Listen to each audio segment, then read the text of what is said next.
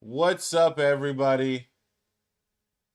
Drake has missing children, and we are about to dive in and be the first ones to uncover exactly what that means.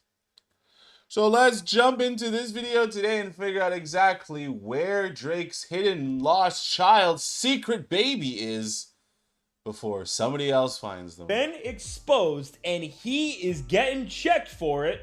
As now when it comes to Drake, well, if you are ready to see on what was supposed to be the Iceman's big day, Drake got exposed for hiding another child and making it all the worse. It got leaked by none other than his buddy, his dinner date, xCephasx. Well, now, before... First of all, I will say that whole experience of xCephasx paying to have dinner with Drake, Drake gave him the full experience where at the end of that night, you know that nigga clapped those cheeks.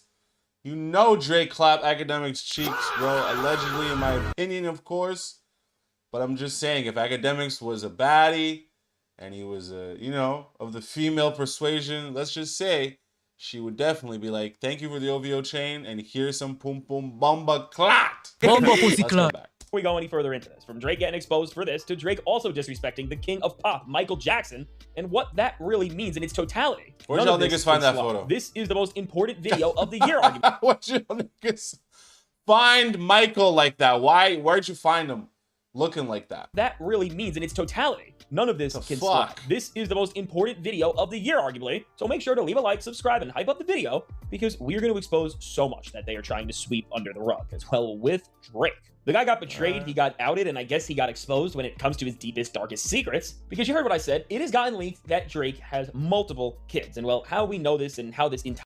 Well, this is okay. This is so then if he has multiple, then what? Adonis is the king of all the secret children?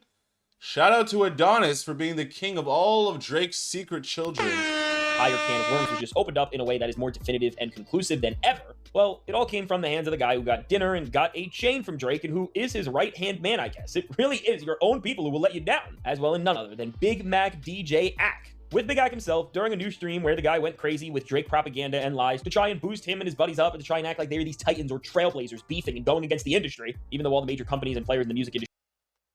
BTS, what's happening here, Spotify? You lied for nothing. I think in the most streamed album of 2020 single day and Make Them Cry became the most streamed song in a day in 2026 so far. BTS actually beat them. Okay, so what's the situation here with UMG and Spotify? Are they going to let Drake out of his deal or not? Huh? Have lied and helped them boost everything that they're doing in the first place? Well, as xCephasx started to crash out and try to say how bad he and Drake and all their buddies have it right now, in the middle of a rant where he was trying to convince us that they are... What the fuck? What in the actual fuck? All right, hold on 1 second. Thumbnail, I need it. Try to say how bad he and Drake and all their buddies have it right now. In the middle of a... I need it. Sorry. I mean, you guys, when you guys do dumb shit, you know I have to have it as a thumbnail, bro. Obviously, I don't know if that's real. It might be AI, but doesn't matter. It's mine now. Let's go. Rant where he was trying to convince us that they are being watched or some other weird slop to try and act like they are the most important and feared people ever. Meanwhile, with Drake, it's like, we heard your version of Cha-Cha Slide. Stop trying to act like you're a feared person. You're not. But, well, in the rant, xCephasx went on to say this. They have tried to. Now, I'm pretty sure they can't get by the embassy to take pictures of Drake's kids, but I'm pretty sure they can't get by the embassy to take pictures of Drake's kids, but I'm telling you, the embassy to... Okay. Pick y'all brain. Who y'all think is doing this? Did you hear that? Did you see it? As now with this. Wait, was that the whole reveal of Drake's secret children? Is xCephasx saying that? He made a slip up? You see that? You see Freudian what I did? slip? Did you see that Freudian slip? Because that's what that was. xCephasx slipped out the fact without even realizing it that there is not one kid Drake has or at the embassy, but there's multiple. Listen, it doesn't seem like this is a mistake. I have never heard anybody else say kids when they were trying to say kid, so I don't want to hear xCephasx try to cover this up and act like it's nothing. As you're telling me when you're getting all emotional and hot, you end up saying this. I mean, let's be real. This is through and through a slip, an error, and an admission that, again, while the cover-up will come and xCephasx is going to try to play this off so nonchalantly, what does it show? Well... Wait, so that's the big reveal of how we know that Drake has multiple kids. So they're all hiding at the embassy? I'm not understanding this, dude. By the way, the embassy is the name of Drake's house, just in case you guys were a little bit lost and as to what is really going on right now. As am I. I don't think that Freudian slip was really necessarily the reveal of Drake's multiple hidden children.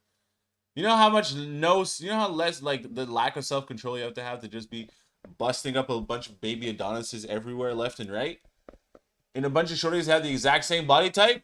Come on, Drake. Once again, stay with me, the Drake fans at home. You may not like this, but that Kendrick Lamar was right, or at least that's what it's implying once again. Because if we are being led on to the fact by academics of what's going on here, I mean, it's hard to not take that very seriously. It's hard to not look at this as a slip and know who Drake is and think that this totally could be possible. And the reason why this is extra important is not just because of the beef, but because of people like academics and Drake constantly trying to double down on this not being true, not being real, not being a reality. And it's just a very weird dilemma. I don't understand this whole thing of why you'd want to hide your children. It's like, what's this idea of wanting to be just like a forever bachelor? What's that about? You know, a nigga needs some responsibilities, man. You can't be out here just slanging D in the club all the time, dude. Because this is what will happen on the outside of it. Is you'll just have a bunch of random kids, a bunch of new good women. Weirdest things. They have said so much, even though we've seen weird things over the years. Like, remember when Drake was in court with a mystery woman last year? And we didn't know what any of that was? There's clearly secrets to Drake that have been hidden and have been hidden well. But there's moments like this that start to break in on the cracks. And think about everything Kendrick Lamar said, and think about it in a different light. After all we know, we are removed from the beat, but still, so many different Kendrick Lamar lines from all those disses revealed themselves to be more and more true as time went on.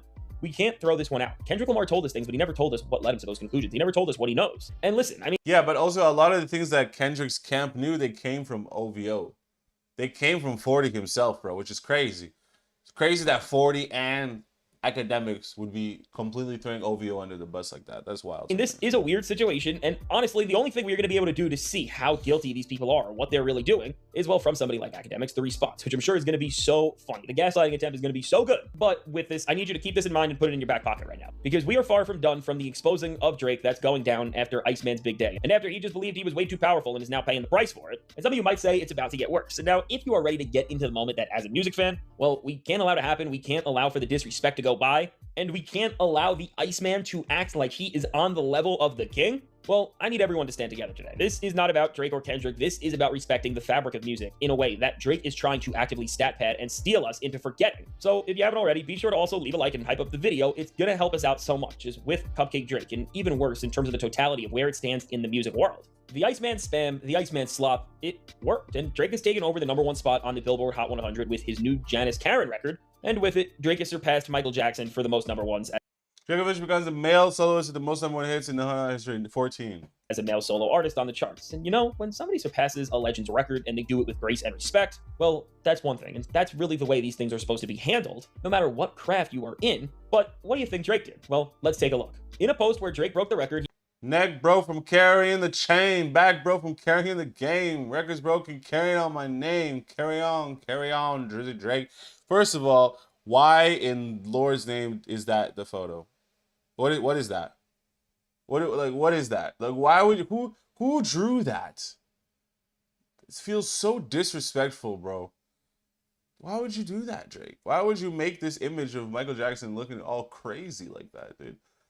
Michael never looked more crazy in his whole life. With the fucking blue braids? He put up this picture and made the caption. Neck broke from carrying the chain, rack broke from carrying the game, records broken, carry on my name, carry on, carry on. And you know, with Drake achieving this record and posting this weird picture of MJ while doing this, I just want to look at the difference between the way Drake and Kendrick Lamar have reacted to being in the company and list of the King of Pop. As well, you know how to handle a moment like this? You do what Kendrick Lamar did when T-Pad became the most nominated album of all time at the Grammys since Thriller, when Kendrick Lamar said, and I quote, "I would never want to even think about putting myself on the same level as Michael, simply because I haven't put in the work that he did." You see the difference? Kendrick did what great athletes, great artists, and great creators do when they're in a moment where they're compared to somebody that is a great that came before them. They thank the one who paved the way. They don't think of themselves, or at least don't lead on to the fact that they are as great as somebody who they watched. Right, but Drake, this is the thing. To get to the top, to be able to sit at the top of the throne, you need to have an ego. And sometimes you're going to say things with that ego that most people aren't going to like. But that's the game, coming up baby. To help them get to the place they are in terms of giving them style, giving them a blueprint, and giving them a map. And you do the right thing. You thank them. I mean, that's what you're supposed to do. We've seen so many great moments like this with something like LeBron James and Kareem Abdul-Jabbar. And the list of that can go on and on. But to get to this Drake thing, you see the difference between Drake and Kendrick and their reverence for music culture and everything, the history of what they do stands for all together in these moments. Because seriously, when you see Drake react to being an MJ company by making this weird and almost disrespectful post of him, this is just such a backhanded, passive-aggressive thing to do. I mean, who honors a legend like this? It's so weird, and it's clearly not honoring. It's straight disrespect. And then when you see Kendrick push all the praise down and lift it right back to Michael, you see the difference right there. One loves music and real work of what has been paid. Right, but that doesn't mean that you shouldn't be grateful for the award, bro. obviously I love Mike, but if I'm gonna get more Grammy nominations than Mike, I'll be like, yo, Mike, suck it, nigga. Because let's not act like Mike himself wasn't petty, bro. Let's act like Michael himself wasn't petty. Come on. Especially when it comes to the greatest of all time. Many would say in Mike, and Drake believes that it's fake awards that lifted him up to a place of delusion and laziness is what makes him the best. You see it all right there. And you see why these two just don't end up clicking whatsoever. And now with this, before we go any further and entertain what Drake wants us to believe and accept here, is he now has the most number ones out of any male artist. I just want to compare the number ones between both artists and what gave Drake the courage to make this weird post of MJ with the braids in the first place, which, get ready for this, follow at home. So Michael Jackson's number one hits, they go as follow. Ben, Don't Stop Till You Get Enough, All-Time Smash, Rock With You, All-Time Smash, Billie Jean and Beat It, the biggest songs literally you could possibly amount to, Say with Paul McCartney, I Just Can't Stop Loving You, Bad, All-Timer, The Way You Make Me Feel, All-Timer, Man in the Mirror, All-Timer, Dirty Diana, one of the best ever, Black or White, and You Are Not Alone. You see that? Yeah, but they achieve the same feat. We're not trying to judge the level of tracks and records. What, you want me to sit here and name you Drake songs? God's Plan. What? That's it? I guess so. Hold on, we're going home. Right? I can understand the magnitude of the thing, but we're in a different time. Sales, streaming, come on. Things mattered more back then. Things don't matter anymore now because we don't care about anything anymore. So that's unfortunately the way that has gone. Is there any other secret information here? Jackson and State calls him out, blah, blah, blah, blah. Yeah, this is so stupid. All right, let's get out of here.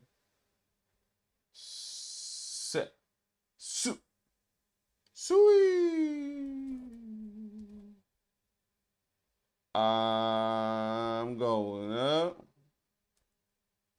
on a Tuesday. Got your girl in the color she choosing. Got the club going up on a Tuesday. I got your girl in the club and she choosing. The club going up. Nigga, Friday night. Cause you know I'm back in OT. Cause you know I wanna back home. Cause you know they know me. Got the club going up on it. Sorry. I'm so sorry, guys. Yeah, let's get into this video. What's poppin', y'all? The other day, Aiden Ross was kicking it in Neon Stream, and some people had some words for him, and he had this to say in the comment section. And he says, "Free Palestine from Genoicdy. Ain't nobody a Zio in here." And his friend, quote unquote, Sneeko, would respond to this with the following. Aiden Ross just posted in Neon's kick chat, "Free Palestine from Ain't nobody is here." Wait, is Aiden Ross saying free Palestine now because Drake said it? Is Aiden Ross saying it because Drake said it? There's 3 levels to this whole Palestine Gaza thing. There's 3 levels to this, right? If you're on the fringes, free Palestine. Yay, you're in the mix. If you're on level 2, free Palestine. Oh, you're a little bit woke. Level 3, free Philistine. Now now niggas is like, oh, he's way too political. So I'm just saying, and that's real, by the way. Go look it up. Put it on Iceman. Also, do you see the clear words here? Free Palestine from. It's clear linguistic trickery, dude. You don't free it from. That's like saying free the guy who got shot from the bullet. No, it's the guy who pulled the trigger. Are you what? Arrest that bullet. It's like arrest that bullet now. Put that bullet in cuffs. No, get the guy who shot from. No, from the Jewish of the. Say it. No ways. Two things. So this is doing a bit much, but this is coming off the heels of Sneeko calling out Aiden Ross when he has previously said that Aiden Ross was one of his closest streamer friends and one of the people that held him down the most. Because when Sneeko would get his YouTube channel back, which was banned for at least 2+ years, and people didn't think that he would ever get it back, or he didn't even know if he would get it back, on October 10th, 2025, he had this to say about him. Big shout out to Aiden Ross. Big shout out to Aiden Ross. Has always been supportive. He was there. We first started collabing when I was still on YouTube. And always stuck up for me. Was always there vouching for me. The crazy thing about all this like YouTube, internet streamer shit is the same thing all the time, bro. It's like somebody says something, somebody said another thing. It was taken out of context. Now 2 people are bickering. Now 2 people are fighting about it. Well, I said that. It's like hearsay, she say. But then you guys go ahead, you find these videos, right? You put them in my community tab, and you tell me, hey, Cephas, maybe you should react to what Aiden Ross and Sneeko are beefing about. They're not really beefing about anything, dude. We get it. Aiden Ross is Jewish. Sneeko has this weird affinity for some reason about putting the Jewish people on blast. I don't know why. Maybe he's not, you know. But let's not get too much into that. I think this is the whole thing is so much stupidity, bro. Like the whole drama shit is dumb. It's really dumb. And that means a lot. It means a lot. He's a real one, and I'll never forget that. It's really dumb because ain't no friends in the industry, bro. Ain't no one's really your friend. Once you say the wrong thing, a Freudian slip, and next thing you know, you're not making enough streams, you're not botting. Come on, man. No one really gives a fuck about anybody out here, bro. So this is a stupid video, and I hate you guys for making me watch it For the rest of my life. That's the type of stuff that you don't forget. I don't know how much that hurt him when he was banned on Twitch. Like, I could relate to that pain, you know? So here you can clearly see that Sneeko was emotional. You can see that he was streaming on that other platform Party. He was carrying that platform. Really, this guy goes to platforms and hard carries, not gonna lie. But I mean, he's a really hardworking streamer. So he says this about Aiden Ross, and then he kind of jokes to Aiden Ross about the whole like, oh, free who from what? It's like, come on, dog. Like, does he have to say, just the 2 words should be more than enough for you, especially for somebody in Aiden Ross's stature. And the reason why I say Aiden Ross's stature is that Aiden Ross himself, he gains nothing from saying this, and he potentially loses so many things from saying it. So the fact that he said it at all, it's like, oh, you waited for Drake to say it, and this is a little jokey joke, possible. Right, but this is how the most of this industry stuff works. Is like, this subject is it's way too hot, it's way too political, it's way too polarizing of a subject to just speak openly about.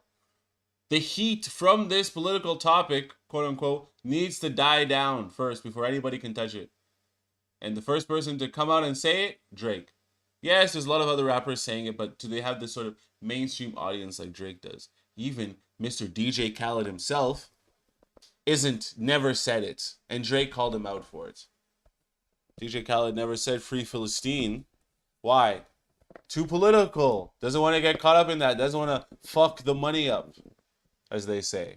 I'm telling you, be very careful out here, bro. With some of these subject matters, you gotta wait until the highest of the higher ups give you the green light. Like, not when Kanye wears the MAGA hat. That's not a proper green light. That's like, oh, wrong guy. And then 4 years later, oh, yes, now we can wear the hat. A proper leading figure got us here. Jeez, man.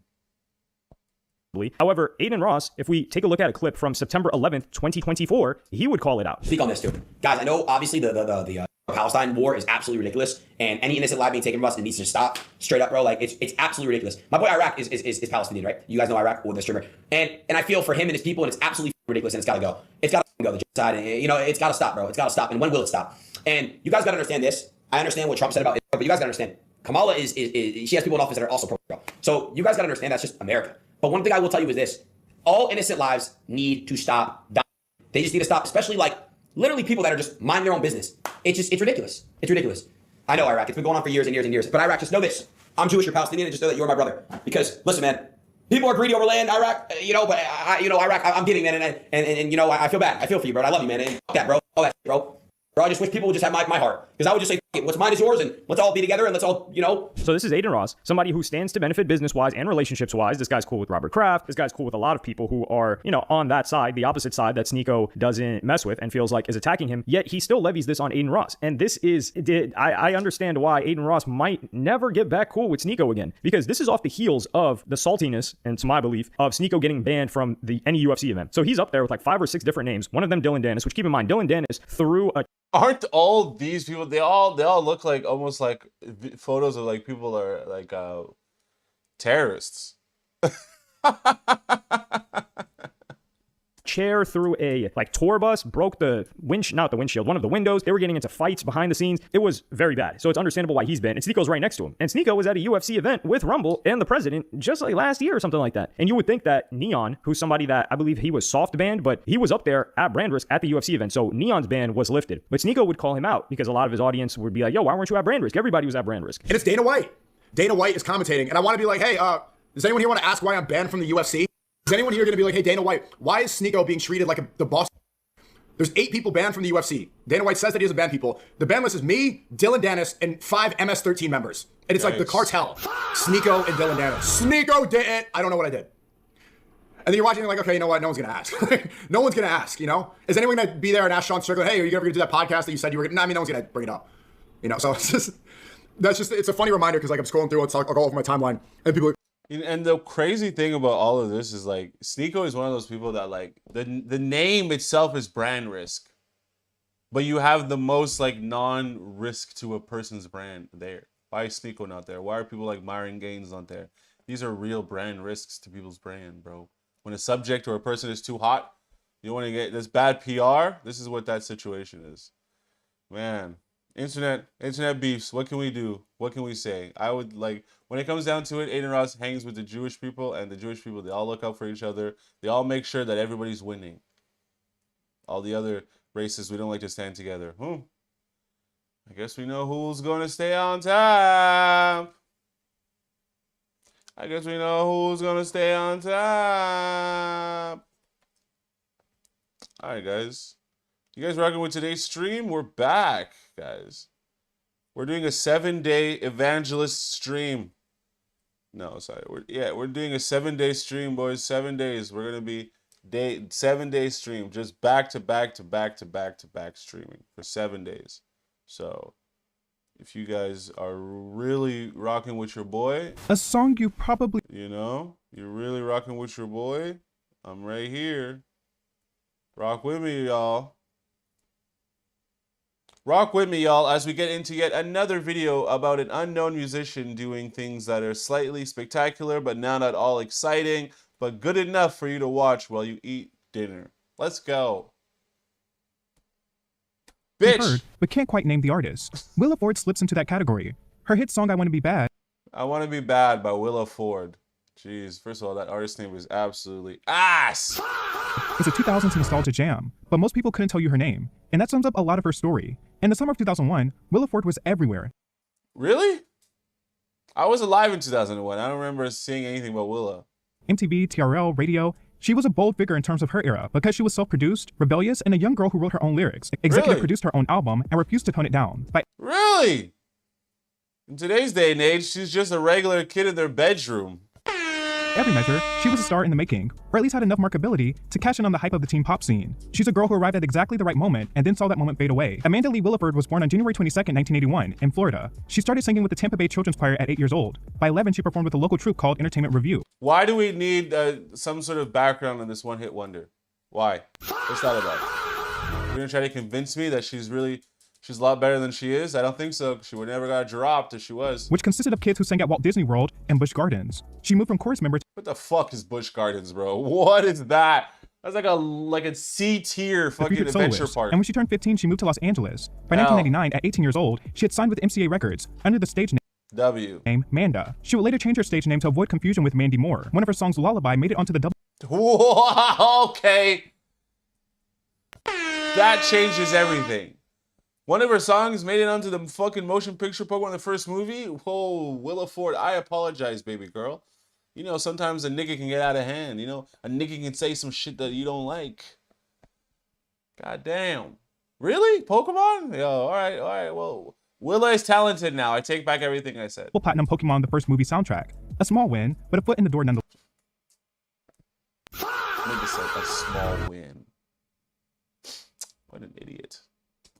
Then she got a bigger break. She was chosen as an opening act for the Backstreet Boys' Into the Millennium Tour. That was more indicative of how the industry worked then. Get in front of the right crowd and everything could change. And for her, everything did, including her personal life. She began dating Nick Carter from the Backstreet Boys. Hey, W. Pull up, be our opening act. There's the dirt man, Nick Carter. Yo, baby. So you put on those moves. Hold on, let me show you how to do a proper spin and pirouette. When you got your headset microphone on, let me show you how to do it properly. And that's when the music industry revealed its hand. MCA didn't like the direction she was going, which was far more edgier than they wanted. They signed her to be a clean-cut pop princess, but she wanted to push the envelope, so they dropped her. Willa Ford later said what followed. Wow. Here's an artist that you guys signed. They want to do things as a little bit more edgier. He said, we don't want that. See you later. The music industry is fucking hilarious, man. Was the best thing that ever happened to her. By 2000, the pop music landscape was buzzing and was being led by a plethora of young talent. Britney Spears had already sold tens of millions of copies of her debut. Christina Aguilera is being renowned for her standout vocal talent. Jessica Simpson is everywhere. The industry is obsessed with young women, and it has very specific expectations. Pretty, polished, and palatable. Willa Ford had a bit of a different vision. A couple things. I'm dumb. You think you're blonde, you're cute, and like you do music, you're an idiot. And they think that I'm just gonna be dumb as a box of rocks. And what they don't realize is, it's like, it is not easy to run your own career. Like, it is not. And a lot of people in this business don't, and you can tell, but I do.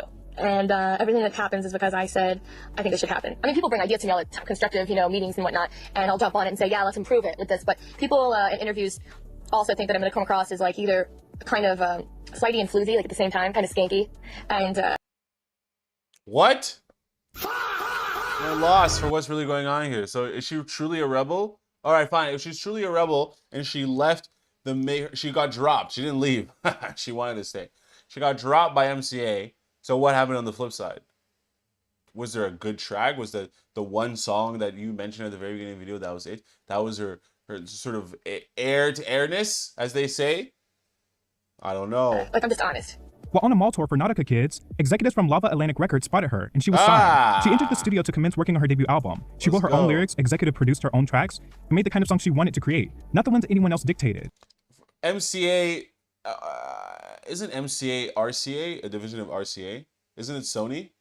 I believe that's Sony. And then Atlantic, I believe, is a division of Warner now. I think it's Warner, or it might be Universal. I'm not sure, but Atlantic is a lot more of a allows you to be more creative and more fun and more artistic overall compared to something like a Sony. I Wanna Be Bad was the result. A pop R&B hit that was exactly what it claimed to be, provocative in nature. She co-wrote it with producers Brian Keyrolf and Josh Schwartz, and featured rapper Royce da 5'9" on it. Hey, Royce da 5'9". She's like, if I'm gonna get anyone who can rap, then I might as well get a fucking lyricist.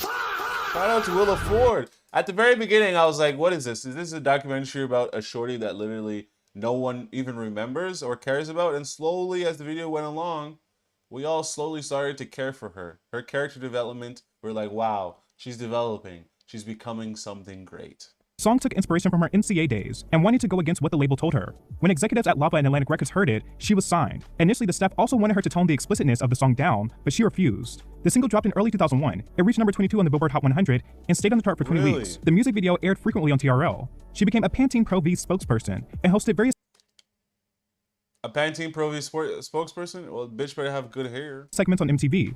Her album Willow Was Here, released in Willow was here. Willow Ford. Willow was here. What kind of weird gloves is she wearing? Who signed off on that? I mean, they're not bad. They look kind of cool. So, I mean, I'm not that much of a hater. I am a hater, but not that much. summer of 2001, debuted at number 56 on the Billboard 200. The Machine was in motion, the second single was lined up, and the follow-up album was already in progress. Really? And then came September 11th, 2001. Willow's follow-up single was released on September 11th, 2001. Willow Ford, did you understand The same morning that? Understand what? The Twin Towers collapsing? Not really, Will. I didn't really understand it, but I mean, maybe you can explain it to me. 2 planes hit the World Trade Center. The same morning, the world stopped. She will later reflect on this in a 2017 Billboard interview. The world stood still, as it should have, she said. Anything that launched that day got canceled. Radio stations had scheduled her single for airplay, but it never happened. Though she got criticized for this stance, she stands firm in saying it played a part in the stalling of her career. But here's where Willa Ford's story Whoa, baby girl. You're going to sit there and you're going to say, oh no, because they didn't play my single on the September 11th on the radio, they didn't launch it that day, that's what destroyed my career? It's fucking bullshit. Shit to say, bro. You don't think the secret cabal of the government had more important things to do than release this white girl's fucking pop single on the radio? Come on. And Sims just being about bad timing. The timing, as disastrous as it was only the beginning. While she still held on to optimism and believed the second album would come. Exactly. I'm pretty sure there was a good opportunity there somewhere. You know, you always, even when bad things happen to you, always think positively. That it was meant, this bad thing was meant to happen. It was actually a good thing. You know, you gotta think like that. And that momentum could be revived. The label began to collapse around her. Lava Atlantic was acquired. The executive who had supported her, the one who believed in her vision, left. Just like that, Willa Ford found herself in what she called no man's land. No support, no promotion, and no album release. A second record, tentatively titled xCephasx Obsessive, was complete. I see what they did there with this album cover. It's almost like she's in the nude. Willa Ford, sexy sex obsessive. Like Justin Timberlake's sexy love songs for you, I think, right? Completely shelved. The legal issues at the label made it impossible to move forward. Without a label promoting her, the engine that had been propelling her simply ground to a halt. When the executive who supported her was gone, no one remained to fight for her. She described the feeling as being put through a wash cycle, spinning out of control. She wanted to find her footing. She called her mother crying. The pop machine had chewed her up and was already moving on to the next star. She was only 22 years old. So what do you do when the industry moves on before you're ready? If you're Willa Ford, you rebuild on your own terms. She shifted to acting. She played Anna Nicole Smith in a Lifetime biopic. She starred in the 2009 Friday the 13th reboot, a film that made nearly $100 million at the box office. W. You see all these W's that she's doing? She's saying to you guys, listen, as bad as the music industry is, as disrespectful as the music industry is, how you can go to LA at 15 and then they shoot you out at 17, at 22. She only lasted 7 years, bro. That is a cycle, yes. But that's such a short-lived career. Like, you're in the music business and they say, oh no, we're not supporting this, we're not doing this. The guy who supported you left, and now it's just like, oh, now you can't do anything. You can't release your record. You're just, this is why I always say the music industry is terrible, because it's like, the only time the music industry is good is if you take the power into your own hands and you make sure your songs and things are released and stuff, and you're doing that, because as soon as they start to see that what their efforts are doing aren't working, they'll drop you. So that's why you can't always just rely on just like, oh, I'm signed to a label. Okay, let's sit back and press a button and hope that everything just works itself out. No, that's not the case. You have to make sure you're always promoting yourself. So unfortunately, the internet wasn't as big as it was at this time, so she obviously probably couldn't do that. But anyway, let's get back to it, guys. She competed on Dancing with the Stars season 3. So essentially, she's just going more and more and more downhill. Everything that he's saying, more and more downhill. Doesn't seem like 9/11 was good for her. To reality television, she kept working and showing up. Then she discovered something unexpected: interior design. It started as a passion project, redesigning her own home. Then she began doing it for her friends. She founded W. Ford Interiors, a Los Angeles-based design firm that became the go-to studio for names like Steve Aoki, French Montana, and Scott Disick. She built a completely new career from scratch, in a field unrelated to music, and she thrived. But her music never really left her. In 2023, a close friend named Jonathan Bluth encouraged her. This nigga, you know this nigga is way too artistic for his own good, bro. Look at this guy. He has blue lips, silver lips, and he's crying white. He's crying white tears. To sit down and write again, just casually. No pressure, no label, just songs, and something unlocked. She returned to the studio, a converted barn at her home, and made an album. On October 17th, She turned the barn into a studio? 2025, after a 22-year silence, Willa Ford released Burn Burn, her first new music since 2003. The full album, titled Amanda, followed. The lyrics touched on self-salvation, recovery, and resilience. She also shared something deeply personal during the rollout. She had been facing psychogenic, non-epileptic seizures, a condition tied to blocked traumatic memories. She believes these memories connect to music itself. This explains why she stayed away from music for so long. She says her brain had been protecting her from it. Unfortunately, so many artists got chewed up by the early 2000s pop machine, and she was one of them. Willa Ford wrote her own songs. She executive produced her own album. That's fire, man. She has a lot more talent than most of those artists from that era. So shout out to her for being fantastic as she is. Yeah, Willa Ford. I mean, listen, guys, the 2000s pop machine was just this is a time where they were just developing artists, finding artists. Who's this next big thing that we can make money off of? And they were just putting artists in the incubator, developing them, making sure they became stars, and really putting a lot of money behind them and throwing them out there. And if you weren't recuperating all this money the label was putting in, they were just willing to pack shop up and put somebody else in your place. They were spending so much money, so they had to see a return. So that's why the industry back then was so cutthroat. It's like either you're a winner or you're not. And if you're not, well, you'll never have your album released. You'll be shelved. No one will ever hear of you. You'll disappear into obscurity and end up working in a fish and chip shop in London somewhere. But now with the new tools of the music game, with the social medias and everything, and how everything is so digital, it's a lot easier to get your stuff out there than it was before. So take a 22-year break, take a 5-year break. Just come back to what you love. Ladies and gentlemen, xCephasx.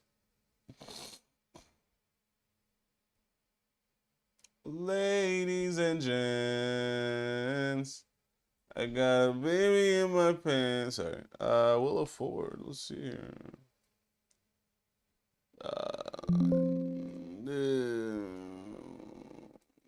Willa Ford drives a Honda Accord. Alright, here we go, guys. Let's get into it. Just a bunch of random. Y'all clothes? I got some money for you. Okay. I'm famous. You can't do me like that. Can't make me a taco? Damn, nigga. I can't get a chicken taco? Just make me a taco. Sit down. What is this? I gave you $100. You don't want $100? Oh wait, chair. Wow, that's crazy. That's up, man. You gonna do that in front of 20,000 people? That's Who is this? All these streamers pop up like it's fucking whack-a-mole, bro. I'm famous. You can't do me like that. She's just like Regina Hall from Scary Movie in live action. Everybody's trying to be a streamer on is dystopian. What the main child? This was the main. The amount of providing this video is crazy. First video said we already lost faith. My favorite YouTuber. She's so annoying. She's famous. Who? What is this? What are we fucking watching right now, dude? It's crazy. Wait, look. She's a famous girl. I'm hungry, bro. I wanna go home. You have a couple followers and make like $2 grand a month, and now you're walking around saying you're famous and think people should bend the rules for you, and you can do whatever the you want in society. Wait, so Osmond Gold decided to go off at her? $2 grand a month? Osmond Gold makes cake, dude. You niggas need to stop what you're doing and saying there. It's absolutely disgusting. Listen, nobody make $2 grand a month. 3, I'm not a TikToker, and guess what? I don't like. What the is wrong with people? Cortisol raising. A white man raised your cortisol, baby girl. Don't let it happen again. Running like this me off, bro. First of all, I got booked to come to Hawaii. Nobody knows that neither. I got booked to come here. I'm out having a good time on stream. Took too many shots than usual. I don't drink. This Nick think he knows. Y'all, this y'all problem. Y'all go based off of a clip and y'all drag it out, okay? Samaya. Oh my God. Now, pardon me, my voice is kind of gone. I've been sick, so I'm trying to push through. But I just want to get into this clip right away, okay? You see this? If you don't know who Samaya I have no idea who Samaya is. I'm sitting here being like, bro, who is this good-for-nothing, absolutely fugazi idiot?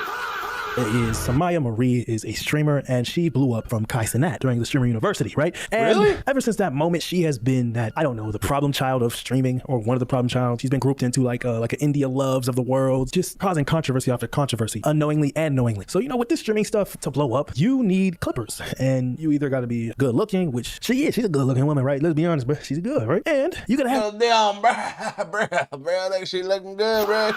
That dumb appeal. Samaya Marie is dumb, bro. And I've covered her a lot on my main channel. This is my second channel where I'm gonna be more unfiltered, all right? So anyway, she's been doing this for a while. I made so many videos on her on my main channel, bro. My main point is like, she is high-key stupid, bro. In this clip, she said she had 20,000 viewers trying to high-key stupid. Get her tacos, some food. Because bro, she's trying to get tacos based off viewership. What? So like, yo, you should give me free shit because people will see it. Bro, this is essentially like the rapper mentality.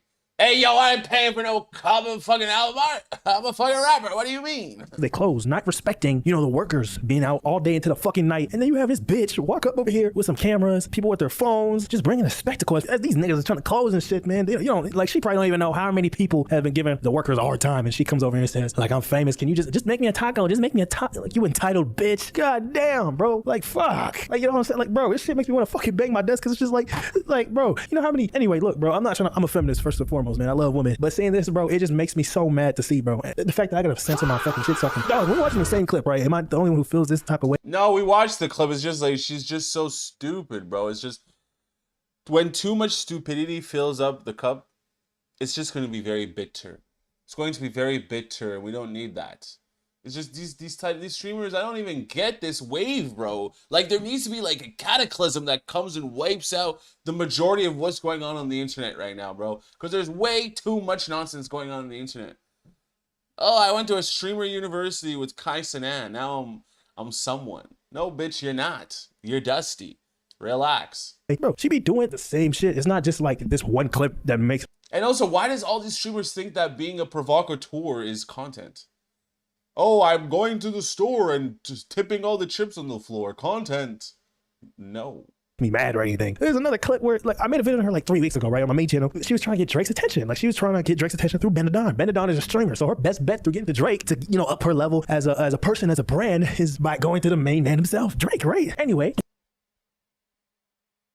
Because we see Drake put people on, right? And a lot of women on, honestly, right? Oh my gosh. And this Samaya girl who's like 19, 20, goes to Benadon, calls him, sorry, pardon me, Ben. And bro, just watch the clip. Samaya called me early this morning, talking about, Ben, what you doing? I said, I'm sleeping. Oh, you know what? You know what I want? I said, what? She said, I want to meet Drake. I hung that phone up so quick. Why is you, yo, little calling me talking about you want to meet Drake while I'm sleeping? Then y'all all mad at me because Ben said I called him asking if I could meet Drake. Y'all niggas will pretty much You hoes will pretty much do anything to avoid just, you know, working hard, I guess, which is fine. I'm not opposed to niggas motherfucking trying to just essentially just slide their way to the top. Ain't nothing wrong with that, I guess. Bro. She thought what? Oh, like she's moving as if she knows that her box is payment. Like Ben could have easily been like, yeah, I know Drake, but you got to give it up though. And even if Ben did alley-oop her to Drake, you don't think Drake's gonna want to smash Stu? I'm just saying, bro. You're not putting yourself in a good situation here, shorty. Bro, y'all acting like it's not Drake. Then my bad for trying to use my platform wisely. Like, oh my gosh, like. And then, you know, Bandit Don is like, bro, what the hell are you doing? Like, bro, come on. You're like a kid and now you're just trying to ask me, like, bro, I'm trying to prepare Drake to release Iceman and shit. And now you trying to be a groupie and do all this type of stuff. Like, no, it doesn't work like that. It doesn't work like that. So why is she doing this? Well, as I said previously, a couple minutes ago, she's doing this because it's what pays the bills. To make it online in terms of content and all that type of stuff, you have to be dumb. You have to be like a Chud the Builder. You have to be striking. Chud the Builder, bro, got arrested for like shooting a black person and calling them nigger. Dog, nigger. Yo.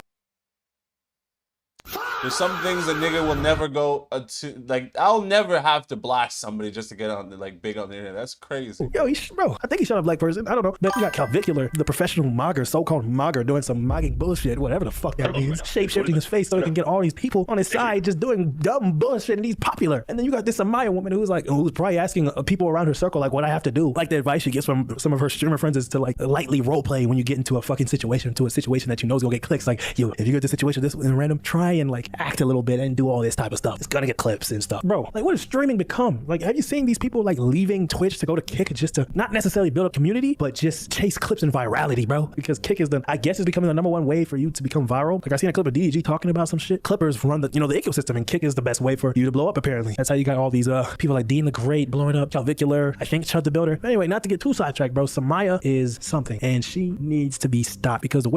All right. Fuck! You get it. You kids on the internet, man. You all want to be famous and known and have this idea of celebrity, and it's like, what the fuck, man? For what, bro? Like, what are you bringing to society that's like cool and new and shit? And the answer most of the time is nothing. The answer most of the time is absolutely nothing. These women. Officially retarded. That's what it is. They're officially retarded. I know Drake. Can you introduce me to Drake? No, introduce me to Drake.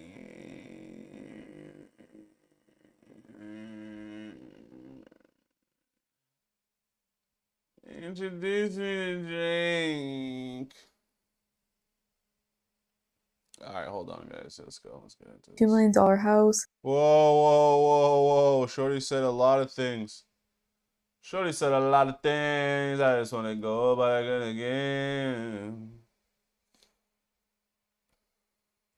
Now, some of you might be thinking to yourselves, well, what should I invest in? I think right now, with the way the market is, my guy, invest in yourself. Let's find out why. So over the last 5 months, my life has completely changed. I pretty much sold everything, my $2 million house, my car, my jewelry, and pretty much like anything I own. And all I have left now is literally just 2 suitcases. That's it. Also, I've been... Oh, so she's living like me, essentially. All right, so let's find out why you sold the $2 million house. You don't want to have a house? What's her excuse? Pretty MIA, haven't posted on social media in like 5 months. And it's crazy because I don't think I've ever felt this at peace and free until literally now. And basically now I'm just traveling the world. I have been doing so for the last 5 months. And I guess you could say I'm technically a digital nomad. Honestly, I feel like I've been searching for this feeling my entire life. And so then, but this is very simple, bro. A lot of people, this is the thing that a lot of people don't understand is like, the majority of people as they get older, all they do is they end up bombarding themselves with responsibility.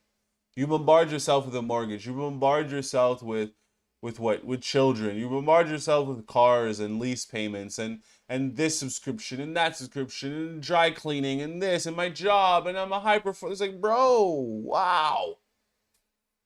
What happened to just waking up and fucking eating some food, bro? What happened to just waking up and having some hobbies, bro? You niggas out here, man, you're drowning, and you put yourself in this ridiculous amount of debt and burdens and responsibilities, and you ask yourself, oh, I'm depressed. Yeah, of course you're depressed, bro, because you're not actually doing what you want to be doing. You have your thumb under the man. Or your man has a thumb on you. I don't know, but you're under pressure and you're about to collapse. I didn't realize that I just had to basically subtract things instead of adding things to Take get here. away. But I want to share what I've learned and kind of give you some insight because it probably doesn't make any sense, you know, looking at this from the outside. So how could selling everything and basically owning nothing actually make life better? Yes, it makes sense if you do it. It doesn't make sense if the secret cabal comes out and says you will own nothing and be happy. Okay, fine. If the cabal says it, then I know that's bullshit. But if I say it to myself and say, maybe I don't need 40 jackets and 40 pairs of shoes, I need to have less. And you know what? Having less allows you to actually be more clear-headed, I find. At least for me. I don't like material things. I don't like even the idea of furniture. I don't like the idea of furniture. I like put a mattress on the floor. Nigga will be all right. You know what I mean? And honestly, I couldn't understand it myself at first, but then it started to make sense. So there's a quote that goes like, the things that you own eventually own you. And it's so true because everything I owned ended up coming with so much stress. The house came with huge... As much as I shouldn't be hating on her, I'm not hating on her. I'm just, it's cool to see like a goyim come to the realization, right? It's cool to see the goyim come to the realization of freedom and they don't need to be burdened down and be following the rules. If you're a sheep and you follow everything that society tells you to do, you're not going to feel good, bro. You're not going to feel good. So I'm glad that she was able to break out of the slave mind that Andrew Tate always talks about. The slave mind! The Matrix! Escape the Matrix! Monthly bills, so I pretty much just had to work harder to maintain it. And the expensive car, every time I drove it, I was scared something bad would happen. Even with jewelry, I just couldn't wear it in public and feel safe. And so pretty much everything I owned was actually holding me back. And that's when I realized that I fell for the biggest scam ever. I pretty much believed what the gurus online were saying. We've all been conditioned to think that success is, you know, a nice car. Yes, material things, wrong. Success will never be anything outside of yourself. Success is always the internal satisfaction. Satisfied? You have to be internally satisfied with yourself first. Nothing outside of you will satisfy you. You know, if you're sad and always sad and depressed, sure, a piece of cake or a brand new pair of shoes will make you feel good in the moment for the time. Maybe for about an hour, 2, 3 more at max. But after that, it all wears off. So you have to be internally good. You know what I mean? I'm glad that she woke up to this. This is good. Or like a Lamborghini or like a nice house or even like a Rolex or expensive watches. But from personal experience, it's a trap and all these things only hold you back. Because once you get the nice house and the nice car, you're just going to start chasing the next thing. And then you just end up on this hamster wheel, constantly wanting more and more. And it just drains you without you even realizing it. And every time you get something new, you just start to feel emptier inside. But I promise you, you'll never get any fulfillment from this. Your soul does not care about any of this material stuff. You don't actually want that constant grind. And I promise you, trying to impress strangers online is never going to give you true fulfillment. What you really want is peace and freedom. You want that freedom where you never have to worry about money ever again. You never have to stress about bills or, you know, worry about when your next paycheck is going to come. Just imagine waking up every morning and not having to, you know, have an obligation like go to a job. That is what true freedom feels like. And that's what you actually want. Literally the last 2 years of my life were the hardest because I had everything that I thought I wanted. You know, the nice house, the nice car, and all this money. And it didn't really make me feel anything. In fact, I felt pretty much emptier than ever. Literally nothing could make me happy, and it was a big wake-up call for me. I was literally a prisoner of my own success. And finally, with lots of reflecting, I realized the only thing I actually really needed was financial freedom and, of course, God at the center of everything. And literally now, I pretty much own nothing as a millionaire. This is good. This is good.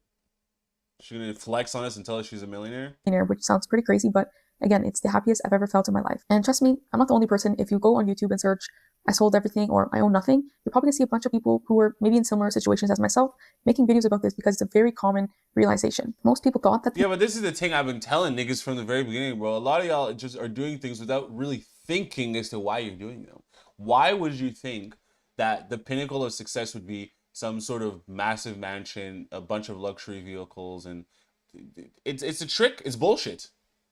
It's all bullshit. But it's easy to fall for it because if you really look at how the mind of humans is sort of rigged to work, the mind of humans is rigged to work to always constantly be improving on oneself.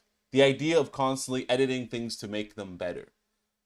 So when you go on the internet and you see videos, images of luxury, top of the line, that year luxury vehicle, 2026 cars, 20 whatever, or you see things that are like, you know what I mean? You see like clothing or things that are just really clean and nice and luxury and expensive. That's what the human mind goes towards. The human mind is attracted to things that are brand new, innovative, pushing boundaries. That's what the human mind is addicted to. So it's easy to think that you need expensive things to feel good when it's all a lie, dude. If you don't feel good by being able to just sit around in a room with nothing more than a pair of boxer briefs and your socks on, and you're not able to just be like, yo, I'm cooling, then you have a problem. Maybe the example was a little bit too out there, a little bit too extreme, but you understand what I'm saying, though. She gets it. She's free. Just like you could be free, Goyim, but you refuse. You refuse. Material items would make them happy, but it actually kind of did the opposite. So I hope you learn from this too. Instead, you want to chase financial freedom because that is what you actually want. Imagine never stressing about money again, never having to work a job that you hate, being able to take care of your family and travel the world. That is what true peace looks like, and I think that's what life really is about. I don't believe we were meant to live paycheck to paycheck and constantly worry about money. I think it's honestly too normalized when it shouldn't be. Humans are creative, they're smart, they're meant paycheck to paycheck worrying about money, that's crazy. That means you literally have no, like, you have no safety net. Every single dollar is being spent. You're not budgeting and you're not saving money. First of all, that's an abysmal life. But luckily, we're here on this finance channel to learn about it. So let's get to it. to build something meaningful together. But I believe the system has caused us to lose our spark. It's pretty much drained us to the point where we don't even feel excited about life anymore. And my goal in life and my purpose is to help you break free from that, to actually live a life of true freedom that makes your soul happy. Trust me, I've been through it. I've seen my friends and family go through the same exact thing. And now that I know how to break free, I feel like it's my duty to help others do the same. Currently, the last 5 months, I've basically just been traveling around the world, seeing different places and just working from my laptop literally like 3 to 4 hours a day. And that's it. And just enjoying life. And I think everyone deserves to live like this at some point. And of course, I didn't get to this overnight. It took me a few years, around like 3 years to get started and finally actually establish myself. And I'd say by year 6 now, I'm pretty much 100% financially free and never have to work another day in my life. But the thing is, I actually found a way to do it without burnout and actually enjoying the process, which I feel like most people don't think about. Because I don't believe you should try to build some kind of business or income without actually enjoying the process. Because honestly, there's no point in doing that. You're just going to be miserable. So the key is to just build an income stream outside of your job, but build something that you actually enjoy. Because I learned the hard way, you should never just build a business for money. Because exactly, the passion, it'll wear out. You do anything for money, bro. It'll be soul sucking. You're not going to enjoy it. Do things that you actually enjoy doing, things that you know you're going to get enjoyment from, because at the end of the day, when everybody else leaves, it's just you. All by yourself in that room, doing whatever it is you want to be doing. So make sure it's something that you actually want to do. And with that, I bid you adieu. Leo.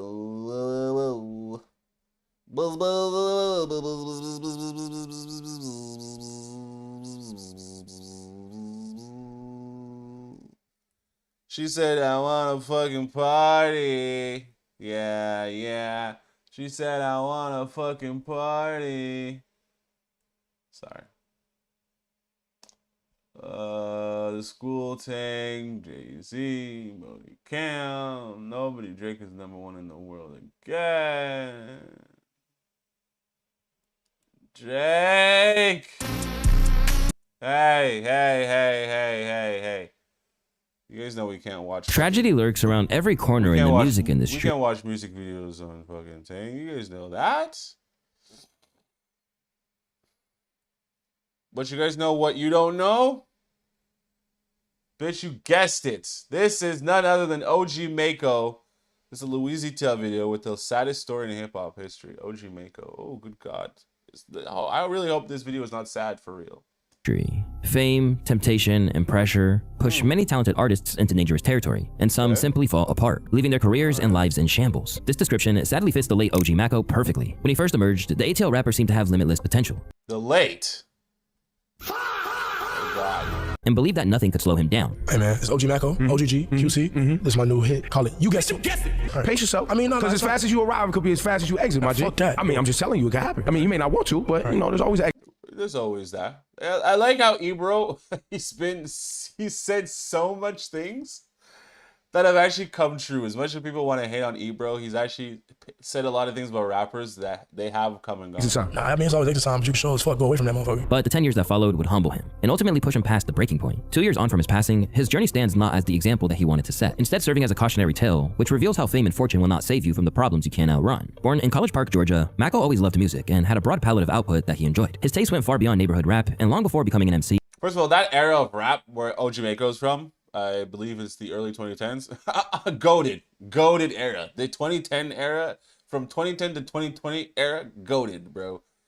Nothing will ever be the same. He was already dabbling in heavy rock.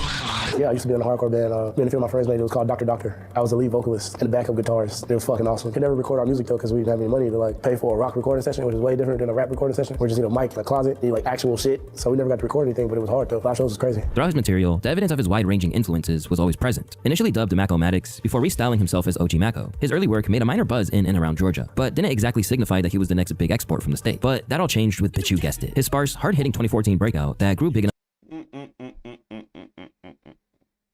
When this song came out, it shook the world, brother. Enough to spawn a 2 Chainz remix. He even won Best All-Around Turn-Up at Drake's inaugural Hood Grammy on Instagram, whatever that's worth. Yet, he had a complicated relationship with his biggest hit, viewing it as a reflection of people's low intellectual standards. People gotta understand that when I made You Guessed It and I heard it the next morning after, being drunk, the first thing I said is it's the stupidest song I ever made. Me and the whole OGG, we all listened to the shit, and they listened to You Guessed It like, bro, this shit trash. Like, and you can delete this shit. And I'm like, nah, this is just that garbage that is going. And it's...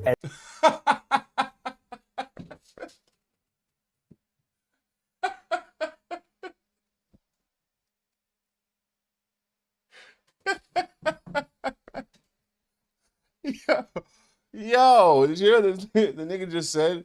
He said, nah, it's literally that garbage that is going to go. And people hate to hear me say it, but shit, it's only because people are so fucking stupid that song is going. People are idiots. And yeah, they that's only what want to I'm enjoy saying. immediately your dumb as shit because you put them on something that's, higher or is more lyrical or is deeper or have anything. They immediately try and push that shit out the way, not because it's ass, but because they don't want to say, hey, I'm stupid and I don't understand this. Honestly, I'm happy the record makes people happy. But that didn't stop him from going after Korean rapper Keith Ape, who he believed had plagiarized the record. Everybody was hitting me up like, like you should be honored that somebody from across the world went and was inspired by your music, and then they went and made this awesome recreation. No, you're honored if somebody hits you up from across the world and says, hey, your shit is awesome, and I'm gonna make another version of it. What they did was they went and seen, hey, this isn't popular where I'm at, but we know this shit is hard. Let's make it in our language, and just do it. It's not like it ever had. They never put any mention of me in it. And then all the Americans talking about this shit is hard as fuck. You can't even understand it. You don't even know what the fuck they saying. You have no. That doesn't mean that things can't be hard because you don't understand it, It's like, there's a lot of K-pop, Japan music that I listen to. It's like, I don't know what the fuck these niggas are saying, but this shit hard as fuck. Idea is fucking blackface. All they had to do was just put a little dark makeup on their face, and then people would have realized how fucking racist it was. It's just a multitude of racist shit. I don't give a fuck what you say. This guy is real as fuck. Never thought OG Mako would be such a down-to-earth guy. That uncompromising nature had its drawbacks. After signing to Quality Control via Capitol, Mako still hadn't learned to pick his battles. When he spotted similarities between his video and Beyonce's 7-Eleven, Oh man, come on, bro. You're diving way too deep. That's way too deep of a dive. The 7-Eleven music video looks similar, so no, stop. he came after her and her Bayhive fans, labeling them cult members. Beyonce takes my video concept, y'all act like I'm irrelevant, and it didn't. It's literally you running around in a fucking hallway, brother. It's you walking around a fucking hallway, brother. Relax. Happen. 12 million views of irrelevant. Sure. He didn't stop there. Basically committing treason in Atlanta by coming after Future for his negative influence, saying precisely that he destroyed countless lives by making it cool to be a drug addict. 56 Xans isn't cool. Whether or not he had a point. You can't say that. You can't say that about Future. Because Future is so goated. He's the nigga in the meme where he's looking himself in the mirror and says, the problem is not you. Future is not the problem. Why would you go after Future? What a mistake. Future wasn't having it, and he made that clear. Fellow Atlanta rapper, you know this guy? OG. Who that is? OG Mako. Mako. He has taken issue. Mako. He's too close to Mac. He's taking some issue with you. OG Mako has taken issue with Future's music. He reached his tweet. He said, I love Future, but I also understand Future has destroyed countless lives by making it cool to be a drug addict. 56 Xans ain't cool. 56 Xans ain't cool. Yeah, what do you say to that? The drug culture's been promoted through the music, and that's not good for the young people. He need to rap about whatever he rap about. He need to get out there and start rapping church Bible verses. And then he won't have an opinion on hip hop. Future simply gave him the benefit of the doubt, even offering crucial advice about the predatory nature of hip hop and its media. But the most important thing he said, and this is why when everybody say, oh, I apologize to Future, I need to understand what I apologize about, because the most important thing he said in that whole conversation was, you need to realize that they're going to try and turn us against each other. That it won't be just white people that try and turn us against each other. The black people going to try and turn us against each other. The white people going to try and turn us against each other. Right, it's crazy because whenever there's like two figureheads that are climbing up in the status in the game of any sort of industry, especially music, the entertainment industry mainly, they'll always pit them against each other, especially if they're black. Oh, dude, Eddie Murphy, Richard Pryor, OG Mako, Future. Obviously, that was a stupid comparison because OG Mako is is gone now. But it's just weird that there can never just be one, especially if they're black. Like you can never just have multiple good black artists. There always just has to be one. Sorry, I mistook my point. Whereas with the white artists, there can be hundreds. But with blacks, no. There can only be one great black artist. The rest of you, sorry, you're nothing. You're just timberwood. The machine is going to try to turn us against each other just to keep the machine running. And what you did was a rookie mistake. You let them fool you into saying something that's not exactly what you tried to carry across. At the same time, the conflict is made. Now you're going to take some losses forward that you shouldn't have had to take, all because you're trying to say a positive message. You can't let them do that to you. And I said, you're right. And I said, I apologize for being a rookie and making that rookie mistake happen. Yet Mako just couldn't internalize that message, constantly getting distracted from his goals by conflicts and controversy. When the Drake and Meek Mill ghostwriter scandal erupted in 2015, Mako was one of the first to stand up for the man at the center of it, ATL's own Quentin Miller. You hear 6 p.m. in New York, that was clearly Drake. It's amazing. It's lyrically profound. But 6 p.m. in New York is not what's being played every fucking day. It's 10 bands, and that's Quentin Miller. I wasn't like fuck Drake. I was trying to show that it's these underground dudes that y'all be trying to discredit that's really out here boosting artists. But rather than being accepted, Mako was later blamed by Quentin for exposing his role in the situation. That other rapper from Atlanta that did interviews about me talking about how we're friends and shit, he's the one that really said my name. I called him about that. His explanation was crazy. Needless to say, we don't have anything to do with each other anymore. I'm not even gonna say his name, but he's a part of it too. His place to put that out there or whatever. Wow, so when he thought he was actually helping out Quentin Miller, turns out he was not. Well, sometimes, you know, you can try to do an act of kindness. And some people might not be so receptive to your act of kindness. But, you know, it is what it is at this point. It's done now. Are you talking about comments that OG Mako made about you? I don't know that guy's name. Well, Mako later disputed this, insisting that his comments came purely from a place of support that was misinterpreted. That's not true. I didn't basically put it out. No. But what really actually happened was, and if you look at the situation, which is so crazy because I'm like this fucking scapegoat for everybody doing pussy ass shit. What really happened was Meek was already tweeting about it. I called Quentin my friend. Quentin don't call me his friend, which is fine with me. I don't give a fuck. You know what I'm saying? But like, what happened was I got up. I was sitting there and I got up and I'm seeing like Meek and O'Malley and you know the managers like talking about this shit.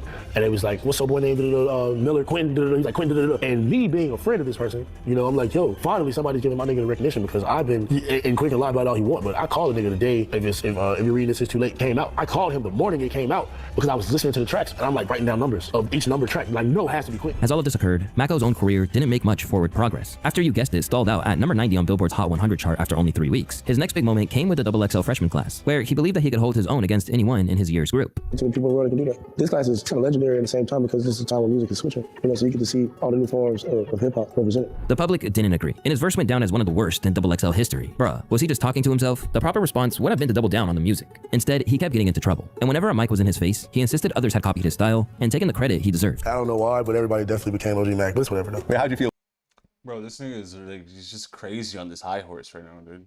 I'm sitting here trying to be like, yo, this nigga, yeah, he's good, he's a good guy, good, nice guy. Wrong. I'm sitting here being like, this guy's a fucking idiot, dude. What is going on right now, bro? Like, he's talking as if he's like God's gift to man. He's not. And OG Mako really, he had that one song. After that, what did he really do that influenced the music industry like that, dude? Why couldn't he just take, like, what? Luis does right, bro. The man should have just focused on his music. And during that time in Atlanta was such a beautiful time to be working with, collaborating with all these different artists that he could have been collaborating with to help his career boost up. And on top of that, you're signed to QC, the hottest label in that era. Come on, man. Some people make poor decisions, you know? When everyone started doing that thing. I would have felt a lot better if people got like I was stupid and didn't realize that that's what was going on, or been trying to like downplay it, like, you know, everybody wasn't taking different parts of what I had made, and then especially with everybody knowing that when I did it, that was corny and I was lame, and look at this clown with the yellow hair, and look at him in his weird pants, and that's all y'all want. One of his targets was Lil Uzi Vert, who he passive-aggressively tweeted about when an article calling Uzi a rock star was posted. These dudes don't just become rock stars. Somebody gotta show you the way. Stop playing with my name. When asked if he truly believed this, he declared, without a doubt, the coach had him with us in the beginning, flying out to shows. They didn't sign. He kept the sauce. Amid the controversy, he openly admitted struggling to outrun the shadow of his biggest hit. Yeah. I didn't imagine it would be, I'll be honest, I didn't imagine it would be as hard to go back up, because once you know, when everybody around you, no matter who it is, you know what I'm saying, like, all the way up to the big labels, like, once you do this thing and they see you can do this thing, they want you to do that thing. Regardless of how amazing this other shit is, do that thing, because that thing worked. And this thing might be amazing and innovative and shit, but we don't trust this thing, right? And that's why you got people who was like 3 years ago, like, 808s and Heartbreak is garbage, and now you're like, oh my God, 808s and Heartbreak. Meanwhile, I'm listening to 808s and Heartbreak, like, but this man, yeah, is on some shit, like, this is amazing. You feel me? Because you can't wait for. When 808s and Heartbreak first dropped, I thought it was fire. Everybody else was like, why are you so sad, Cephas? People to understand that you make in the future. Because all that's gonna happen is you gonna keep waiting for it, and then somebody else gonna come do it, and they gonna be like, bro, did you hear this nigga? Bro, fine as fuck. And you like, bro, I've been doing that like 3 years. You didn't hear when I did it? You did that. You know what I'm saying? But people, especially in Atlanta, you feel what I'm saying? Where it's like, it's a thin line between original and like slick copy. Despite his own career stalling, his ear for talent remained sharp. He even signed the young Doja Cat to his OGG label for a period. Live instruments we went with live instruments. I made that song actually being Post Malone in the studio with FKI and Rex and 7 Thomas. Probably made 6 p.m. in New York. Came with Monster record and Doja Cat is so fucking raw. Like, it's crazy. Like if you just go listen to her shit on your own time, she already got out that she's putting out for people to hear is amazing, but it's the shit she's not putting out. It's crazy, and I feel like Monster is one of those records that's built for arenas. It's made and let him have that one. So that became Larry June's flow. If you go back and listen to all our songs together, we had the same flow, and then there's a spot where without anybody on top of my back, and everybody was just taking my accomplishment for me and just. As long as somebody like you happened, then it was all worth it. Right. You know what I'm saying? That's what I told him. That was my response to it. You know, like, as long as somebody like you happened, bro, it was all worth it. And I remember I still got the video on my phone. He did that song, Suicide Pact, right. Fuck my life up. Right after that, he did, like, ran up to the top, to the second level of the shit. It was like hanging off of the rails, like he was trying to jump off. He did that right after that. And it was like, in that moment, like, you know, I felt vindicated just from the fact of him existing. That's why I remember him dying. It was so crazy to me. But in the end, none of that acclaim could shield him from loneliness, with the love from his fans being all that kept him going. Me and my girl wasn't together for a lot of time, and when we're not together, I don't really give a fuck about that. You know, I don't care about that. Like, whatever you're doing is what you're doing. But my thing is, like, we've been best friends for years, right? So it wasn't about pussy or nothing like that. It was just, you know, you're my best friend, right? You know, like, I moved from China to here for you, right? So at the end of the day, if something this major is going on, you should be there, right? You know what I'm saying? And she wasn't there at first. Like, she was not there. You know what I'm saying? Like, and like I said, my friend had to move up and abandon his whole life to take care of me. You know, and this is somebody who, like, you know, I took around the world and, you know, did everything you can imagine. Yeah, a lot of these shorties are not gonna hold you down like that, bro. They not gonna hold you down in the club. Bobbing when they're just not. A lot of these shorties are just not gonna hold you down, bro. Most of them just they don't really care that much. But it is what it is, I guess. Girls dream about the shit that I did for her, you know. So at the time, I was like, "Fuck you, bitch." I fuck with LA so heavy because fuck with LA because a lot. A self-inflicted bullet wound to his head. He was rushed to surgery, and while his family quickly oh shit.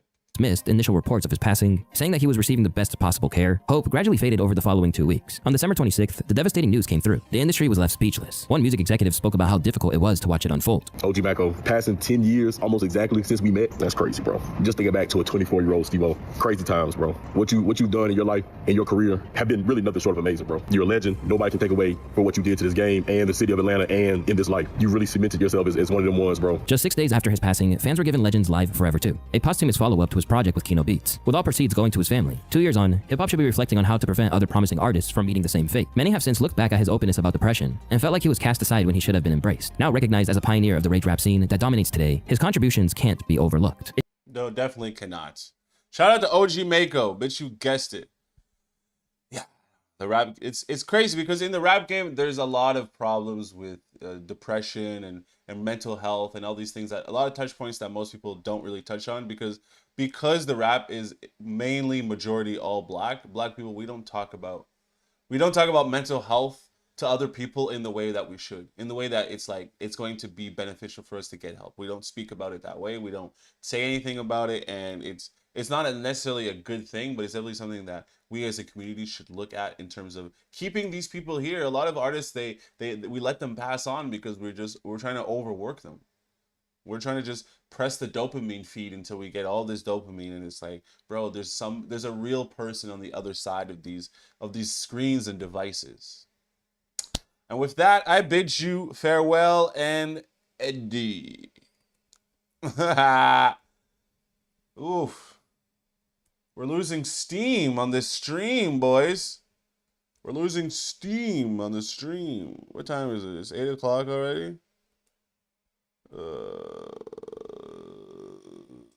I have to go to the liquor store. I don't want to go to the liquor store. Alright, 1 second. One more video, I guess. Drake. Oh, nobody wants to accept the downfall of Tiger Woods. Ah, man, there's so many good videos left here. Alright, hold on. This has been a historic week for Drake.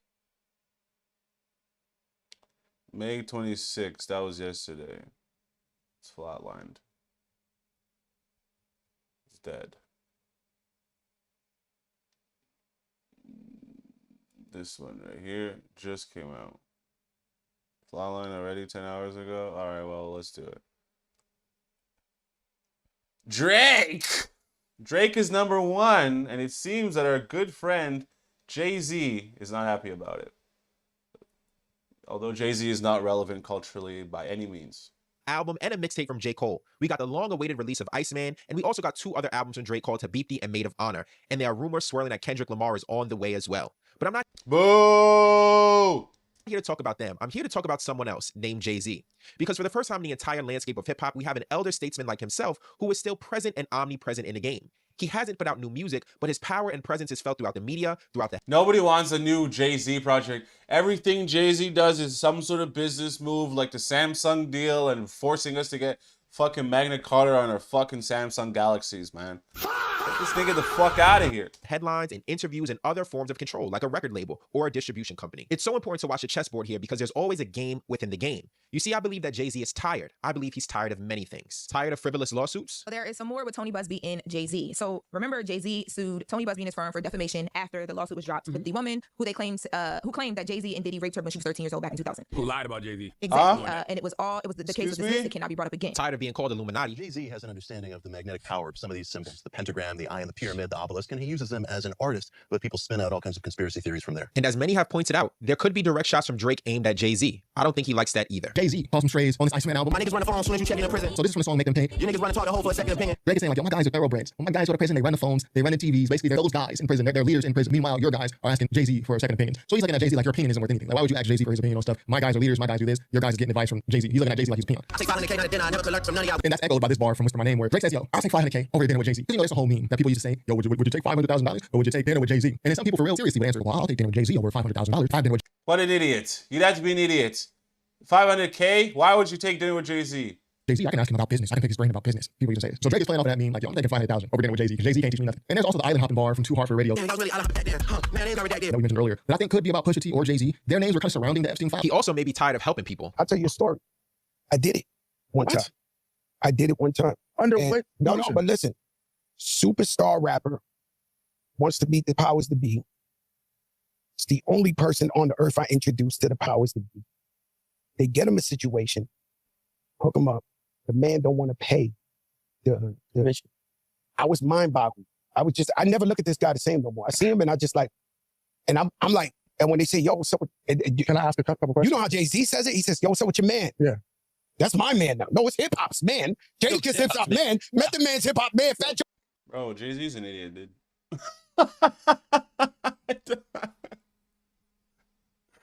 Jay-Z's an idiot. And I like Jay-Z. So that's why I'm kind of like, it's like, I in the sense of like, he, right, as much as I hate his business moves because I'm like, oh, this is a stupid business move. Why would you do this? It makes sense what he's doing, right? He's just so business-minded. He forgets sometimes to just appreciate making art, which you can't get mad at him for that. That's your I try to look up. No, it's my man who didn't pay. So knowing all these things, we must ask the question, what is Jay-Z about to do, or what has he already started doing? He's done 2 interviews, one with GQ and one with the New York Times. He's announced 4 shows, 3 at Yankee Stadium, and he will also be headlining the Roots Picnic. But what will he do there? But before I answer that question, I have to give you the proof that I'm right. I want you to watch some clips here. You know what I'm saying? Like that whole Busby. The civil lawsuit that was dropped, dismissed. That shit took a lot out of me. I was angry. I haven't been that angry in a long time. Uncontrollable anger. Like, you don't put that on someone. Like, that's the thing that you better be super sure.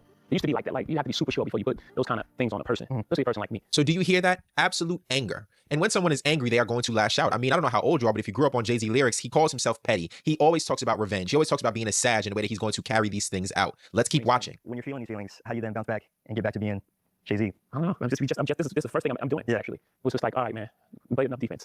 2026 is all offense. So if you're not going to believe it from me, listen to the man himself. 2026 is all offense, and that offense has already started. Jay-Z has already countersued Tony Busby and wants to seek a major payday for what he was accused of. But it doesn't stop there. Let's listen to DJ Academics. Like this week. You see, that's what I'm talking about in terms of Jay-Z's business mind. They go around, they throw your name in the dirt like they try to do Mike. Touching the kids, doing all that stuff. And you said, no. First check move. Let's get the lawsuits going. Because this defamation shit you niggas are trying to do on me ain't gonna work. That's what I said. Jay-Z's business mind has to be, his business acumen must be appreciated. Everything else, that's up to you. That's on your own time. On your own time. I found out that supposedly out of this theory, that is no way that I am this popular as a media personality, that Drake is as popular as a rapper and sells as much. And also because allegedly people like even Nicki Minaj and some folks like that go against some of these people, you can kind of guess who I'm talking about. There's been heavy investigations going on. I've told you guys about these stuff a long time ago. I was confused. In the last few days, I have gotten, and it can't be towards me, but it is in a roundabout way trying to threaten the people around me. There's people outside supposed Grand Wizard's house taking random pictures of him. Oh, we got the pictures now. They've been circulating these pictures. There's people harassing, you know, some of the people who do memes and stuff like that, and who clip for us, go into their houses, harassing their girlfriends, mamas.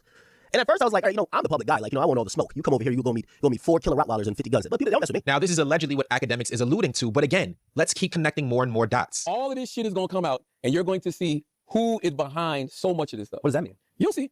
You'll see who's getting paid. You'll see who's paying them. You'll see. All of this shit gonna come out sooner than later. What does that mean? Hey, you gotta give more than that. No, I don't. Yes, you do. I don't never gotta give more than that. I give more than that when more of that comes out to give. Okay? Because more of that always comes out to give.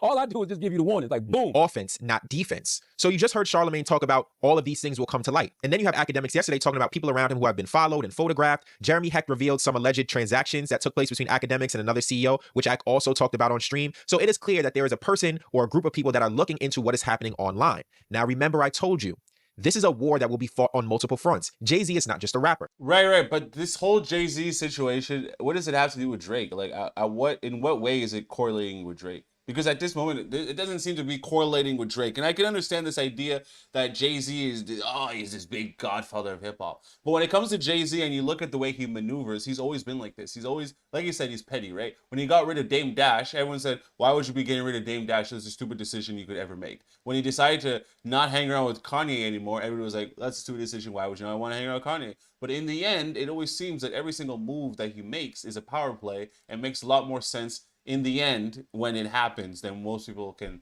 sort of understand when it's going down in real time, right? You'll understand later once all the pieces come together than at the beginning. At the start, you'll just be like, oh, what's Jay-Z up to? And that's what I said. It's a coin toss. It's like either you like him or you don't. And this new generation, they have no idea who Jay-Z is. Let's not even play that game. The new generation, ask a Gen Z or who Jay-Z is, they won't even know who that is.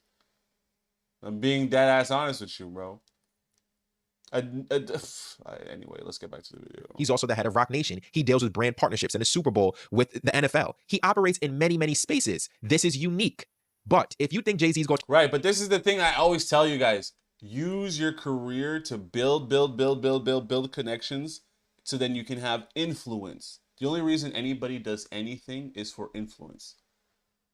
Not money, influence. Status. To step out on a stage at the Roots picnic or at Yankee Stadium and just drop a diss song, you are mistaken. This is a lot more complicated. This is a lot more calculated. Now let me give you my thesis on what I think is going to happen. Achieve the same thing as far as like sparring with music, with collaborations more so than breaking the whole thing apart. Yeah. It could stand it before because there was no social media and there was no thing and, you know, you had the battle and it was fun and then you moved on. Right.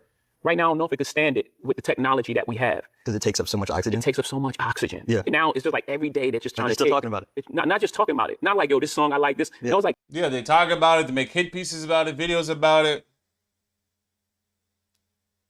Trying to tear down people's life. Yeah. It's like trying to, you know, wreck this guy's marriage or this guy's relationship with his child. And it's like, I don't know, man. I don't know. You see, Jay is smart. He's already gotten in front of the story. He told you already, I'm on offense this year. He told you already, I'm not getting into a rap battle with anybody where we're going to be going song for song. Jay-Z is like 50-something years old. That's not happening. But the war will be fought, and you will feel it on different fronts. Now, Jay-Z has a lot to address. I've already gone over a number of things. There's also the Dame Dash issue. There's also the comments that Kanye has said. And most recently, there are the bars that Drake sent his way. What I think that Jay is going to do is what he's done consistently throughout his career. He is going to deliver something in a moment. When he gets on that stage, whether it's a freestyle, whether it's imagery, or whether it's him just talking slick into that microphone, he is going to take direct shots at some people. As much as Drake is the petty king. And the thing with this, unfortunately, I have to say, it doesn't matter what Jay-Z does.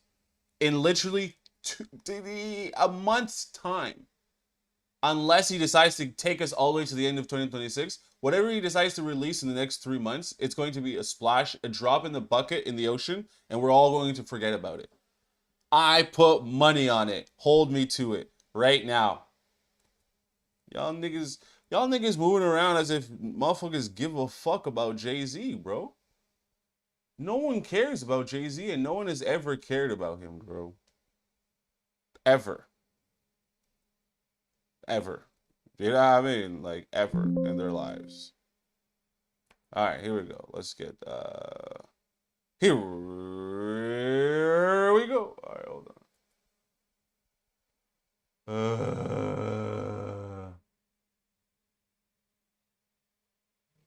I love your videos. Oh, thank you.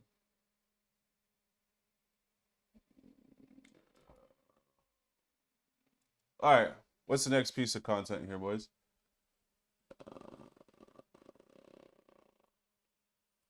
Okay. We got school shoot. This came out 3 hours ago. Can we get that? Mixed minds for your next. This Malware guy, something tells me that Kill Tony is not the best at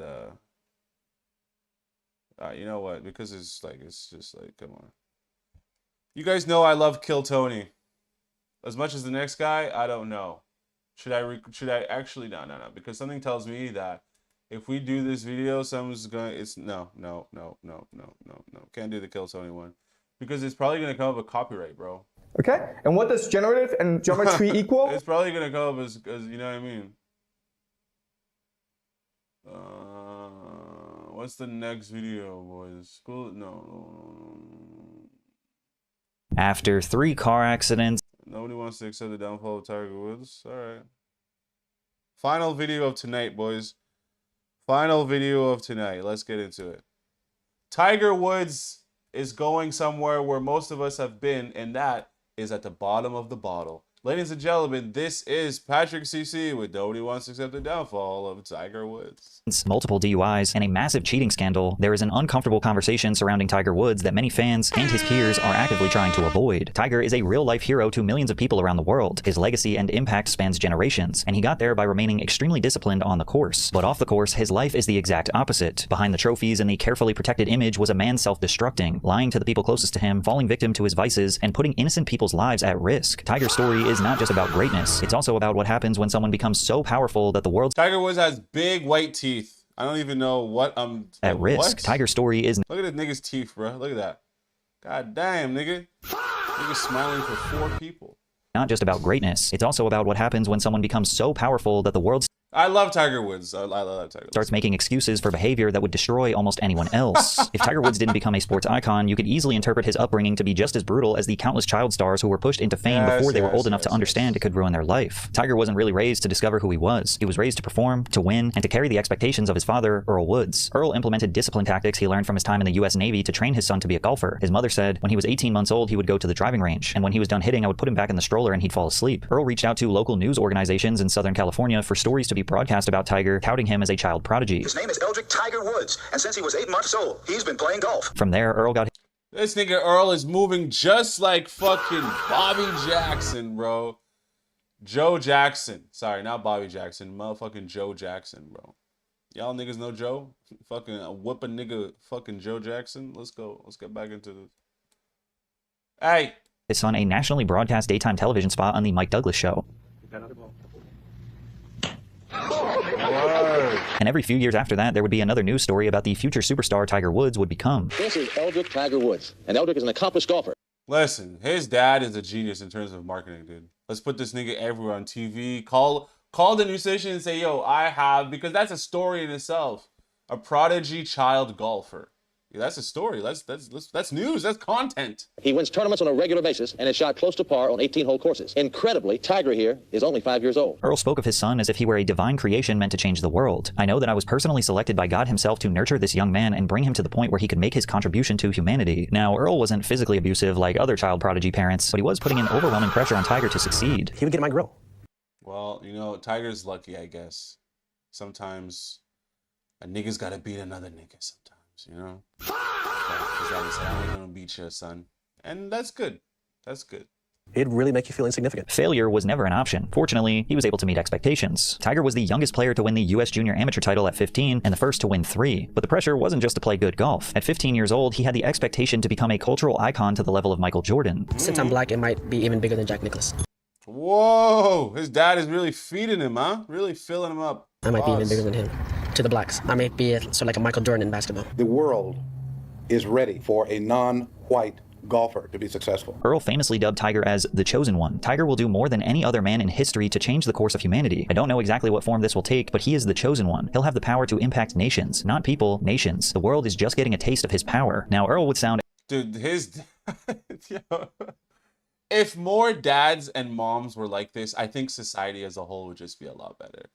A society as a whole would just be a lot better because you would just have a society that now is just like, okay, listen, my son is the great. It doesn't matter what medium my son is going into, whether it's art or physics or whatever, he's going to be the greatest. He is the chosen. Imagine if somebody spoke about you in this manner.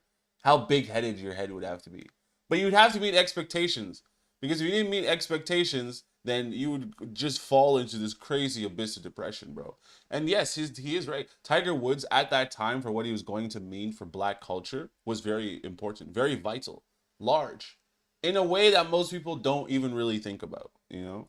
Absolutely crazy if he didn't end up being kind of right. Today, even people who know nothing about golf know who Tiger Woods is. But it's not like he's overhyped or the product of some marketing campaign. Even die-hard fans of golf know how special he was on the course, and that his controversies are likely the only reason why he didn't continue to dominate the field for the entirety of the 2010s. What Tiger was able to accomplish in the first 15 years of his career will likely never be repeated in the history of the game, starting with college. Woods won roughly 42% of the tournaments he competed in while attending Stanford University, winning 11 of the 26 he entered. In his final year, he won 8 of the 13 tournaments in which he competed. But it's not just about getting first place, it's how he was winning. In the Pac-10 championship, he won by 14 strokes. The 54-hole event lasted 2 days with 2 of the rounds being played in 1 day, meaning they played 36 holes of golf, roughly competing for about 10 hours straight. And Amidst the 10-hour golf game, this nigga Tiger Woods is just putting on a clinic? in that day, he broke the course record twice, shooting a 61 in the morning and dropping a 65 in the afternoon. He showed similar performance at the 1996 NCAA Championship. He broke the course record of 67 during his second round, and heading into the final, he was leading by 9. In his final round, he shot 80, or 8 over par, which was terrible for him, and he still won by 3 strokes. 1 month later, he dropped out of college to turn pro. Telling y'all niggas about those fucking teeth. This nigga's smiling for 40 niggas, bro. Nike immediately signed him to a historic $40 million endorsement deal, which made other pros extremely jealous. I guess hello world, huh?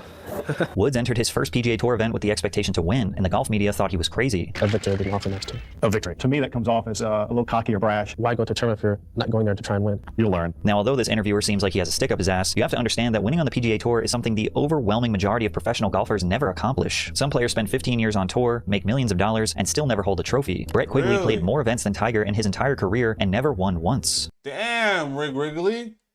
Guess it wasn't meant to be, nigga.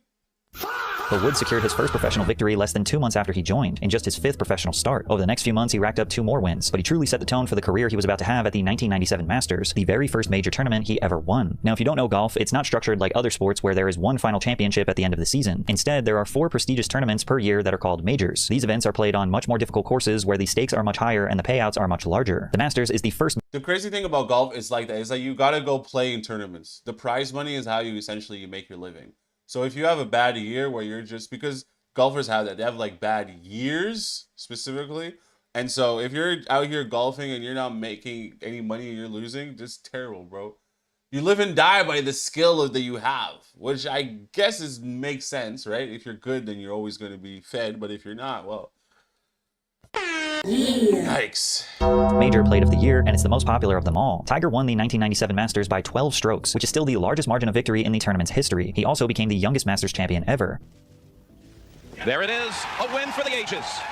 From there, the Tiger takeover was in full effect. By 1999, he was stacking wins at a pace the sport had almost never seen, winning 8 PGA Tour events in a single season, including a second. Bro, at that time when Tiger Woods was doing every single, like, he was everywhere growing up, bro. When you were, let's say, Tiger Woods on the cereal, Tiger Woods in the fucking sneaker store, Tiger Woods here, Tiger Woods with my bitch.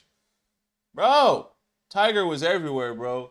And not in a bad way either. You gotta love Tiger. Major win, the 1999 PGA Championship. Then came 2000, which is still widely considered one of the greatest individual seasons in sports history. Tiger won 9 times that year, including 3 majors. His US Open win at Pebble Beach was especially absurd as he won by 15 strokes, which remains the largest margin of victory in modern major championship history. But the achievement that truly separated him from everyone else is now dubbed the Tiger Slam. In 2000 and 2001, he became the only golfer in history to win all 4 major championships in a row. The Damn, what a year. US Open, Open Championship, the PGA Championship, and then the Masters the following year. To put that in perspective, only 6 golfers have won all 4 majors in their entire career. Tiger won all 4 in a row. He was simply better than the entire sport for years. He hit the ball further, his iron play was the best the sport had ever seen, and his putting. And also, he was responsible for making a lot of golfers start working out. Because a lot of golfers weren't working out, dude. Coming up with the belly and the beard and shit. This thing was like, I'm fucking working out. I'm fucking Tiger Woods. I'm working out hard. We're going to hit the ball. We're going to hit it far. because I'm working out. Was elite. In a field full of chubby old men, Tiger was young, lean, strong, and implementing workout regimens similar to basketball and football players. He inspired an entire generation of golfers to follow his standards, which is why the field is much better and more competitive today. In 2002, he won 5 times, including 2 majors, becoming only the 3rd player. Exactly. Everybody's ass. And then this nigga pulls up and he's like, yo, I'm the fucking best. And the rest of you guys are going to jump up to my tier of play because the game is a fucking joke. In history at that point to win back-to-back Masters. Over the next few years, winning became normal. He would more often than not have to explain to the press why he didn't win. In 2006, he won 7 events in a row. The following year, he won 5 in a row. I have to reiterate because this might not sound impressive for other sports fans, where teams can go on 10 or 20 game winning streaks. Yeah, but at that time, in this era, it wasn't like that, bro. But in golf, you almost never see someone win multiple tournaments in a row. It's extremely rare to even see a back-to-back winner. It's actually been 3 years since it's happened. But statistics only explain a part of his legacy. Tiger changed how golf felt. Before him, golf was perceived as a boring, quiet sport built on patience. For white people. And then this nigger comes around. The nigger knows Tiger Woods. We love him. And politeness. Tiger brought an intensity that didn't exist before. The fist pumps, the cold stare downs, his presence alone changed tournaments. I love to compete, whatever it is. You and I could be playing cards right now and just want to kick your butt. You'd want to win? No, I want to kick your butt. There's a difference. Patrons would swarm around him, following him the whole round, completely uninterested in the rest of the field. Because of that, the crowd cheering for him was significantly louder. Players could be on the complete other side of the course and hear the noise and rumble from the crowd, knowing that Tiger had just done something ridiculous. They called it the Tiger Roar, and most other players couldn't handle the pressure. When he's in that zone, it can be so unnerving that his opponents sometimes self-destruct. You're aware of that intimidation that you have? I'm aware if I'm playing at my best, I'm tough to beat, and I enjoy that. But it wasn't just that he was winning. The goatee, Tiger. Wow. I don't know if I like it or not. No, I really don't. He looks like he sells insurance. Or he works at TELUS. He was making it exciting, giving us iconic moments that the game is missing today. His chip in on the 16th hole at the 2005 Masters, where the ball paused dramatically on the lip before dropping, became one of the most famous shots in sports history. At the 2008 US Open at Torrey Pines, Tiger was playing with multiple stress fractures in his leg and a torn ACL, limping his way through 91. How the fuck you got an ACL from walking around on a golf course and being in a golf cart, my nigga? Holes before beating his opponent in a playoff. Expect anything different?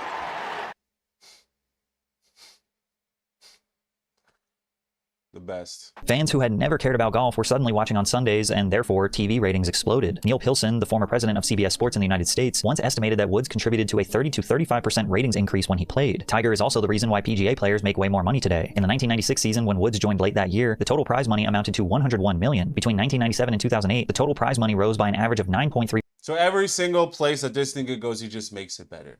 And so then why the whole DUI thing? The idea of the DUI thing most likely has to do with just like the idea of the fall off. In the last couple of years, when's the last time Tiger Woods did anything important for the sport of golf? Unfortunately, I'm sorry, but he raised the level to such a point now that people are too good. Everyone's too good.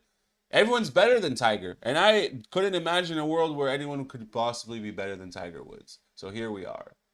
Well, I don't know what to tell you guys. Tiger Woods DUI, Britney Spears DUI. These celebrities are doing whatever they want, I guess. Let them be free. Let them roam free. Let them live free in this world. What else can they do? If a nigga wants to enjoy a drink and drive, sure, that's fine. I guess. Call an Uber. Tiger. All right, that's enough fucking videos for today, guys. Holy fuck. Alrighty, guys. Let's get into today's video. I just want to quickly, briefly chat about why I decided to leave the music industry. So if you guys don't know, my name is xCephasx. Obviously, this channel is called xCephasx, but whatever. That's just alter ego, right? Exactly. So the reason why I decided to leave the music industry after working in it for about 17 years was because I realized that everything is absolutely a joke. None of it matters. Everybody is in the game trying to do things. No one has your best interests in mind. The majority of the music industry are just trying to use you and your talents and exploit you. You're better off exploiting yourself. You're better off learning the things that need to be learned so that you can produce and make your own records. Obviously, if you have to have other musicians there, then get them. But I just didn't like this idea of just everything just felt really stupid and dumb in the music industry. I know that seems kind of like that's vague, but here I'll give you some examples. Hanging around with some people with Shorty at the Soho House. If you guys don't know, Soho House is like this prestigious hotel establishment that a lot of celebrities and stuff stay at, right? So when I was in Berlin, I stayed at the Soho House with all these artists and stuff. And it's just, there's just this emptiness that these people have, bro. Whether it's the artists or the artists' backup dancers, everybody lives in this world of just like, oh, I worked with this person. I worked with Lady Gaga. I worked with so-and-so, and I'm the backup dancer. And it's like this whole, you live and die by who you're working with or for, as opposed to having any sense of self-foundation, of this sense of just like, I'm good because I'm actually good at something. And it's like, no, I'm good because I'm working adjacent to some other big person. I found that to be absolutely ridiculous. Secondly, I found it to be absolutely ridiculous that most of the rappers were just all a bunch of batis, bro. Most of these rappers are all a bunch of batis. Hang out with them, and if a rapper ever messages you and is like, yo, what do you, like, are you going to this after thing? Just know that if a rapper ever asks you if you, a nigga, are going to this after, is most likely because the nigga's trying to hit, bro. Trust me. Too many times a rapper has asked me, yo, you're going to this after. Nigga, we just partied. We just partied hard. And we sipped lean. And did everything from A to Z. And now you're going to ask me if there's another after. After where, nigga? The afterlife? Because where the fuck I'm going, I'm going to go sit with Jesus Christos. I don't know the fuck after what we're going after this, dude. I'm just telling you, bro. Yeah, and the last part is the too much of the niggas hang around and do shit with the cabal. The cabal shit, dude. The demon shit and then Satan and all that. And I just decided to myself, you know what? This is not a good environment for me because I have vices. This is not a good environment because most people are just debauchery. The women are debaucherous. It just seemed like a big cesspit. It seemed gross and disgusting, and I didn't like the energy from it. So I decided to step back. Not just from making visuals and stuff, but also from making music and trying to get signed and stuff. It just felt like this whole weird, my whole identity was wrapped into it of what I should be. And then I learned that I just lost myself in it. I wasn't me anymore. I was trying to be something that I wasn't. And then I was surrounded by all these demonic and temptatious things that were not godlike. And so I decided to leave the music industry because it wasn't godlike. And now that I walk with God himself, why would I want to be hanging around with a bunch of idiots over there? I can use YouTube and other distribution platforms and keep the control of my own music and keep the control of my publishing and keep the control of my animations and make animations for myself and for people that I enjoy collaborating with. And not have to be under the thumb and stupidity of the major record labels. I don't know. I have so many record label stories working in the music industry and just music industry stories. So if you guys want a part 2 to this or just want to know more kind of stories that I have about the music industry, leave a fucking comment. And with that, that's the end of today's stream, man. This has been like what? Oh, 2.5 hour stream? Classic. All right. I'm out of here, guys. I'll catch you guys tomorrow. Yeah, we're doing a 7-day fucking